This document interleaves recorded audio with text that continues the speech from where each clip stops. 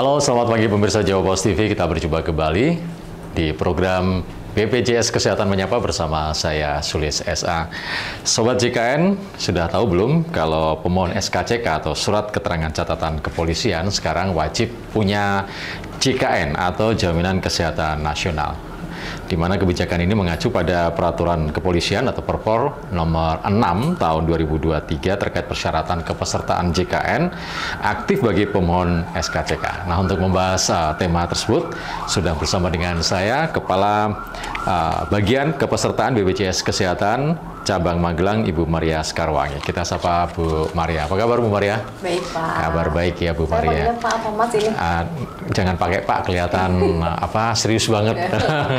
Kelihatan tua banget itu ya. Ya, namanya bagus banget ya, Sekarwangi itu ya. Kira-kira tercium nggak Pak dari sini? Wangi dari jarak radius 15 km tercium ya. Apa kabar? Kabar baik ya Bu Maria? Ya, baik Pak.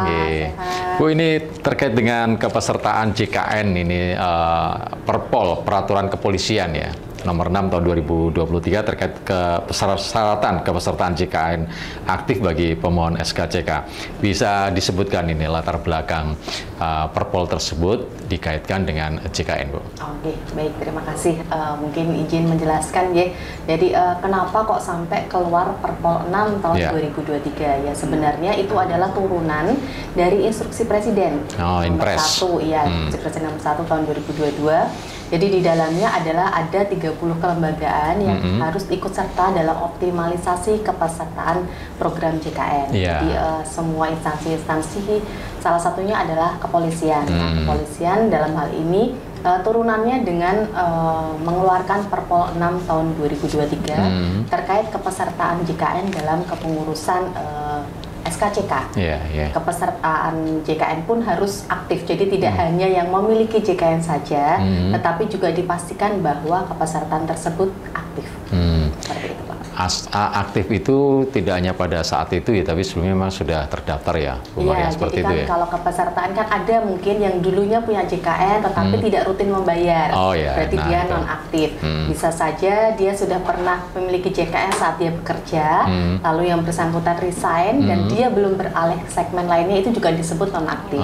Jadi kepesertaan JKN aktif ini ya peserta yang mendaftar dan aktif membayar, jadi kepesertaannya aktif. Jadi nanti ketika ngurus SKCK itu peserta ditanya ya, mana kartu kepesertanya? Jadi dalam sekarang menjadi salah satu item dalam pengurusan SKCK itu adalah kepesertaan JKN aktif. Jadi nanti untuk petugas yang ada di masing-masing kepolisian di Polres ya, berarti itu akan meminta kepesertaan JKN. Tetapi kan karena memang sekarang kepesertaan JKN itu bisa dilihat dari nomor KTP, jadi yang bersangkutan bisa mungkin kalau tidak mungkin belum paham ya apa itu JKN, apa itu KIS, apa itu BPJS Kesehatan, seperti itu. Jadi yang bersangkutan bisa memberikan nomor KTP-nya, nomor NIK-nya, lalu nanti kami cek. Jadi kita ada istilahnya web portal bersama yang bisa diakses oleh BPJS Kesehatan maupun dari Polres. Nanti BPJS Kesehatan mengeluarkan surat keterangan begitu, Bu? Tidak, Pak. Jadi langsung saat yang bersangkutan, misalkan saya mengurus SKCK, saya menyerahkan KTP, lalu di-input 16 digit tersebut, nanti di web portal tersebut akan keluar kepesertaannya aktif atau non-aktif, seperti itu saja. Itu nggak perlu dilampirkan ke kepolisian? Jadi kalau memang sudah, SKCK, nanti mereka tinggal di-capture saja, Pak. Di-capture, sebagai evidennya, seperti itu. Yang jadi masalah itu kalau misalkan ternyata setelah dicek dia nonaktif atau belum ber-JKN. Nah, itu ya. Itu mungkin. Kalau yang aktif-aktif aja sih ya sosok aja ya, seperti itu. Cuma kan yang bermasalah ternyata, saya tuh ternyata belum terdaftar ini di JKN. Yang satunya lagi saya sudah punya, tetapi kok ternyata kepesertaannya tidak aktif. Jadi kalau nggak aktif ya harus ini ya, bayar ya, tunggakan-tunggakannya ya. Kalau tidak aktif, kami ada program rehab. Mungkin apa itu? Nanti rehab itu istilahnya kalau memang tidak bisa membayar seluruhnya, istilahnya kayak mencicil. Seperti itu. Jadi mungkin nanti mungkin Bu Devi atau apa ya bagian keuangan akan menjelaskan terkait program rehab ini. Jadi para petugas akan mengarahkan yang bersangkutan bisa rehab, bisa daftarnya lewat aplikasi mobile JKN. Itu dengan menunjukkan bahwa yang bersangkutan sudah mendaftar di program rehab, itu bisa sebagai syarat untuk menunjukkan kepesertaan JKN. Ya. Saya juga baru tahu ya Bu Maria ya, sekarang untuk ngurus SKCK salah satu syaratnya wajib menyertakan ini ya kepesertaan JKN secara aktif ya. Ini baru tahu ya. Karena saya nggak pernah ngurus SKCK ya. Gitu ya, karena sudah bekerja ya Pak ya. Jadi kan kalau mengurus SKCK tuh untuk yang sedang mengurus pekerjaan. Iya. Atau sedang melamar di lembaga negara. Misalnya kalau di penyiaran itu kan ada KPID, nyalon wali kota, gubernur aja harus pakai SKCK ya kan. Dan waktunya hanya 6 bulan ya Pak. Ya, istilahnya masa berlaku SKCK itu kan hanya 6 bulan. Betul. Ya, Bu Maria, tujuan dari Perpol ini sendiri untuk JKN apa ini sebenarnya? Ya, sebenarnya kan ikut serta dalam Perpol ini sebenarnya untuk meningkatkan kepesertaan JKN seperti itu kan, karena memang RPJMN itu kan di tahun 2024 cakupan peserta adalah 98%. Walaupun di bulan Agustus kemarin memang sudah tercapai di angka 98%. Tapi kan kami pengennya juga seluruh masyarakat yang ada di Indonesia ini sudah memiliki kepesertaan JKN. 100% ya. Ya, pengennya ya Pak ya. Kalau diberlakukan sendiri mulai kapan secara aktif? Syarat SKCK ini, syarat JKN dalam pengurusan SKCK mulai 1 Agustus tahun 2024 ini. Agustus 2024. Jadi sebelumnya memang ada uji coba di 6 Polres seluruh Indonesia selama 6 bulan diuji coba, lalu dievaluasi hasilnya seperti apa. Setelah itu baru istilahnya launchingnya 1 Agustus tahun 2024. Baru ya? Iya. Pantes ya. Jadi kemarin itu sempat ada lonjakan itu saat banyak yang mengurus untuk CPNS. Iya. Itu. Oke, pantes Agustus 2024 berarti masih hangat lah istilahnya ya, Bu Maria ya. Ini seluruh wilayah Polres seluruh Indonesia berarti sudah mulai diberlakukan ya, termasuk Magelang, Semarang ya. Jadi Anda yang akan mengurus SKCK, pemirsa Jawa Post TV, nah siapkan, Anda cek ya. Sebenarnya nggak usah dicek kalau Anda merasa rutin setiap bulan bayar sudah pasti otomatis aktif ya, Bu Maria ya. Kalau nunggak-nunggak bolong-bolong ya pasti ada tunggakan ya. Soal tadi nanti yang bisa dibayar secara cicilan. Ya, itu apabila nonaktif ya. Misalnya solusinya bisa membayar lunas atau membayar secara mencicil lewat program rehab. Itu. Bu, dengan adanya Perpol ini, syarat JKN harus atau SKCK harus ikut sebagai peserta JKN aktif. Bagaimana nih tanggapan BPJS Kesehatan ini? Ya, jadi istilahnya kalau dengan semua instansi ikut mensyaratkan, jadi kan istilahnya ini adalah program bersama. Jadi tidak hanya BPJS Kesehatan saja, tadi istilahnya negara ikut hadir di sini. Seperti itu. Jadi semuanya ikut bagaimana meningkatkan kepesertaan, optimalisasi kepesertaan JKN. Mungkin ada anggapan bikin SKCK aja, harus harus ada syarat-syarat peserta JKN aktif gitu ya. Sebenarnya keuntungnya apa Bu bagi para peserta JKN dengan ikut kepesertaan ini? Ya, jadi kalau misalkan dengan kepesertaan JKN aktif kan mereka sudah terlindungi ya Pak ya, seperti itu. Ya, jadi jika suatu saat akan digunakan mereka sudah tidak bingung lagi seperti itu. Jadi tidak perlu pusing mikirin biaya nanti kalau opnam atau ya operasi selalu sehat, ya. Pengennya. Suatu saat sakit sudah ada yang menanggung istilahnya. Ya, kalau di wilayah Magelang sendiri cukup bagus ya responnya Ibu. Kalau untuk Kota Magelang bagus Pak, karena istilahnya Kota Magelang kan sudah universal health coverage dan tingkat keaktifannya itu tinggi Pak istilahnya. Jadi di sini tuh sudah 100% lebih. Jadi kalau kok bisa ya 100%, sedangkan misalkan penduduknya hanya 120, tetapi ini capaiannya 121 misalkan seperti itu Pak.